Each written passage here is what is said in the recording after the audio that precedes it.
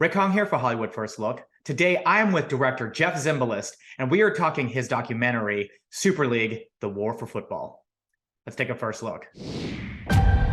They were warning me, be careful, this is too big for you. There were rumors related to something called a Super League project that would flip the power structures of the world's most popular sport. I'm the president of the most powerful sports organization in the world. It's a community. The community. Community. It's a quasi-religion where we go to the stadium rather than the church. But this vast inequality has been growing for 10 years. The rich getting richer, running away from the rest, leaving them with crumbs. So I have to ask, the cool thing when I was watching this is that it really felt like you were in real time. Like you were in real time doing everything. And I don't know if that was actually the case, clever editing, or if it's just like kismet that you happen to be like saying like there's a certain aspect of something that I want to cover and it happened to be this. And that was one of the special things about this story is that it leaked when it was in the early stages, and it did unfold in real time, live, publicly in front of a world audience over the course of, tense 96 sleepless hours. It did unfold like a real-time thriller.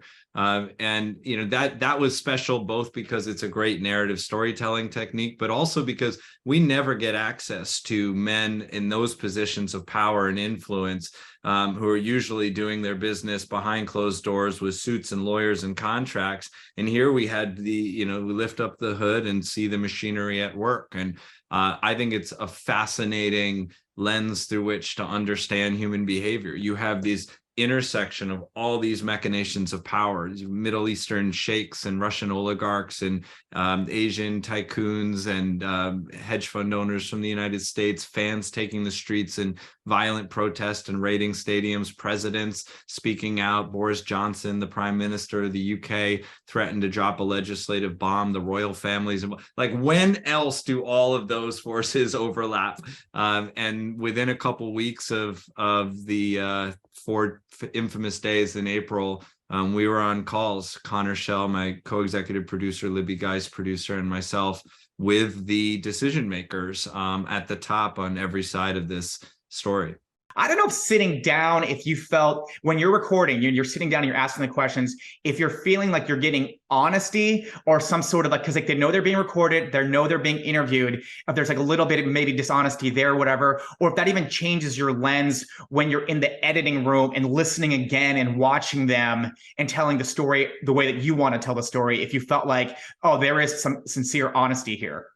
These are multi-hour interviews. In some cases, we interviewed people multiple times. So yeah, there's certain answers that feel like they're more polished, that maybe they've been scripted a little bit more than others. And you can get past those. I mean, it's pretty easy to detect what's been pre-prepared versus what's authentic. And one of the things that took a long time in this project was convincing all of these power players on both sides that it was in their best interest to be personal and open and vulnerable and talk about the emotional experience and make themselves accessible and human and dimensional, because your average fan isn't going to identify with them otherwise. And so we did push in the interviews to get past those sort of prepackaged spiels and start to understand like what makes them tick, where they feel like they messed up, how are they flawed, right? All the stuff that makes them likable and you want to root for them.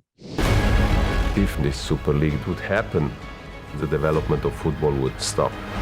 I am in love with the games, with the passion of the games. I am in love with winning the games, but I am not in love with the governance. If this was like a movie in a certain sense, like the good guys are the fans, but then the bad guys are all the rich people and the corporate people.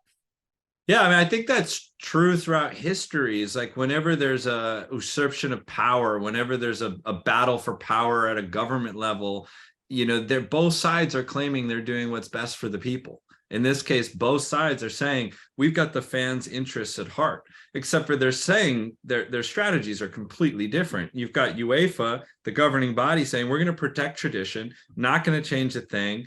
All the stuff that you love, that you consider pure about the sport, we're going to protect those things. We would never let anybody hijack that from you. And then you've got the Super League side saying, look, if you guys were in our position, if you were seeing the balance sheets, you would see that the fissures in the foundation of this edifice mean it's going to crumble, right? This is a house of cards that's going to fall apart, and we need to look ahead. We need to be visionaries so that we don't lose the sport that we all love. And both sides are saying they have the interests of the fan at heart. Now, where the fan lands in that has a lot to do with who tells a better story. Super League, The War for Football, is streaming on Apple TV Plus now. Big countries, big politics, big business. This sport, it's been hijacked. Now the war for football has started.